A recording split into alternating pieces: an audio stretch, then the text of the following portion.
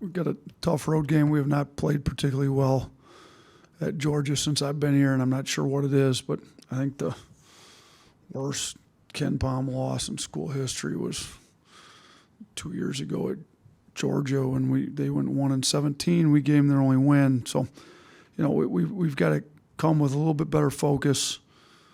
I thought offensively we played as good a game as maybe we've ever played this year. Last game out defensively, we didn't take the step forward I'd like, so we'd like to try to do both. Get our turnovers down, have a better start to the game, and be much better on defense. So that's been the talk with practice, trying to limit turnovers, get our defense where it needs to be, and Georgia's improved. I mean, they're a lot better than they've been since I've been here. So, I mean, their only home loss, I believe, is to Tennessee, and they should have won that one. So they've been playing great, particularly at home. I see they've had pretty good crowds.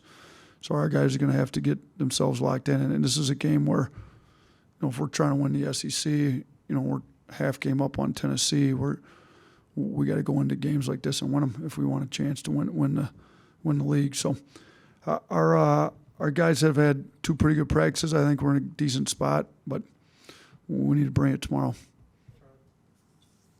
Yeah, Coach, this is a little off topic, I guess, but the Bob Cousy and the Jerry West Awards put out their top 10 candidates. Mark's not on either of those lists. Just how do you think he's been playing? How deserving do you think he is of that recognition? Yeah, I don't know who's on those lists. I haven't seen them. I'm not even sure who determines who's on those lists, but I can't, in no disrespect, who's on those lists. I'm sure there's some really good players on both lists, but if you look at what Mark's doing, I mean, you look at where the SEC ranks compared to other conferences in the country. He's leading the SEC in scoring. He's the most efficient player, and it's hard to do that. I would say he's probably the most efficient guard. I haven't looked at those numbers here recently, but, I mean, he was top 5 in Ken Palm's National Player of the Year rankings, I think, going into this last week. He's been Player of the Week multiple times in the SEC. We're leading the league in first place by ourselves right now, so at a time when the leading scorer in the league's also on the, sometimes the leading scorer in the league's on a team that's at the bottom, and they get no respect. When the leading scorer in the league's on a team that's winning the league by themselves in first place, to me, it makes no sense why he wouldn't be on either of the lists. So whoever's deciding who's on these lists, I don't think he's looking at everything going on in college basketball right now, to be honest with you. I'm not going to take credit for this stat, but Tide Hoops history charted, and it said you had 22 technical fouls in your time Somebody here. sent it to me. I thought it was 21. Did they It's come up with 21 it? games, but you had the double tech. Oh, so 20. Okay, yeah, I didn't forget about that. Yeah, to go back to your first one here, you had said that you're usually good for one a year. So Is that what I said? Yeah, you're kind of over that average. Is there something about these games that maybe is it the SEC kind of brings out another level in you, or is some of it you mentioned sometimes you can use it to rally your team? Yeah. I didn't realize I had. So I somebody did send me the 21, but and if that would make sense if I had 2 in one game.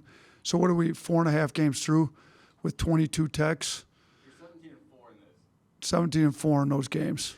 21 games. Yeah, you know what? We should probably get more techs then for 17-4. The 17-4 is a higher winning percentage than our overall winning percentage. So I will say sometimes there's a intensity level that needs to be brought to the game that, if you come at the guys, sometimes they don't handle it as well. So you take the intensity and direct it elsewhere. Sometimes I'm just really upset about a call. Sometimes I'm trying to make a point. Sometimes I just make bad decisions. So there's probably all different reasons I've gotten that many. I don't really try to get that many. It's not necessarily a positive stat, but what did we're going into 5 games, so 4.5 games. What's that, about 5 it's about 5 a year we're averaging, huh? You're more good for one a month than one. That's true. That ain't that bad, 1 a month. It's like 4 or 5 a year. Listen, I just had Terry Oglesby the other day. It's great. I think I'm in a much better place with him than when he tossed me out of the game. We won that game too, by the way, and we were down. What were we down against Mississippi State when I got tossed? We were down. It was under 7 minutes to go, if I remember right, and I think we were down double digits, close to it, 10, 11. You'd have to look it up. I do know that when I got tossed, we came back and won after being down. So sometimes it works. Sometimes I need to just shut my mouth. So we'll try to get our guys inspired without getting teased, because you do hand the other team 2 free points usually, which I'm not. Being an analytics guy, that's not usually a good move to hand 2 free points to the other team. Yeah, you talked after the game about defense and how much, you've been preaching it, you're going to continue preaching it. What specifically are you doing recently or since that last game maybe a little different to help with defense, or where's that all at? Yeah, I pick and roll coverages, I think we've got to clean them up. We're not, our guards aren't as tough into the ball as they need to be. Our bigs are not. They're kind of getting caught where, we've been trying to be more aggressive. They've been caught where they're behind and then trying to still come up and blitz the ball screen, if you will. And if you're late on that blitz, then they're getting split. And they're able, we've got to know when we're supposed to do what we're supposed to do and do it on time.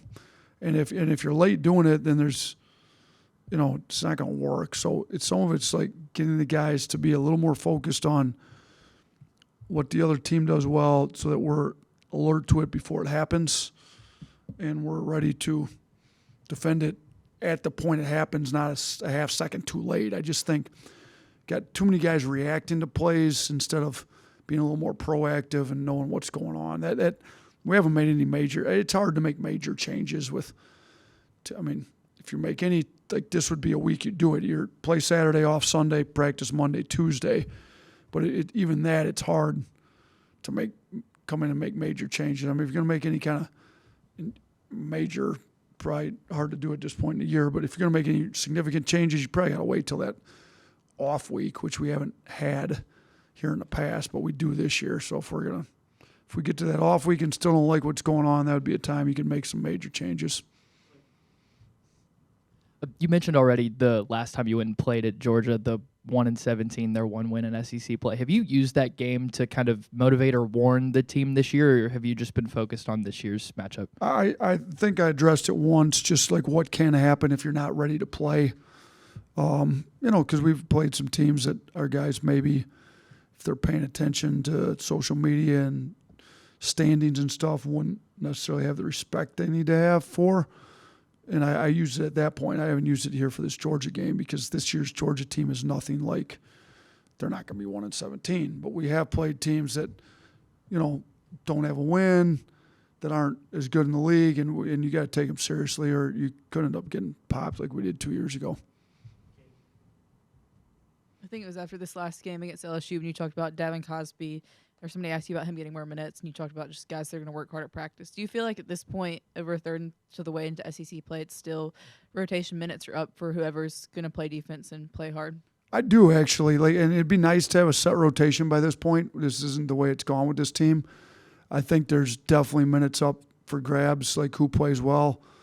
Our front court. We started the 4 guards with all the tough front court players that we had and the depth up there. To start 4 guards means it's a lot of competition up in the front court as to who's actually going to play.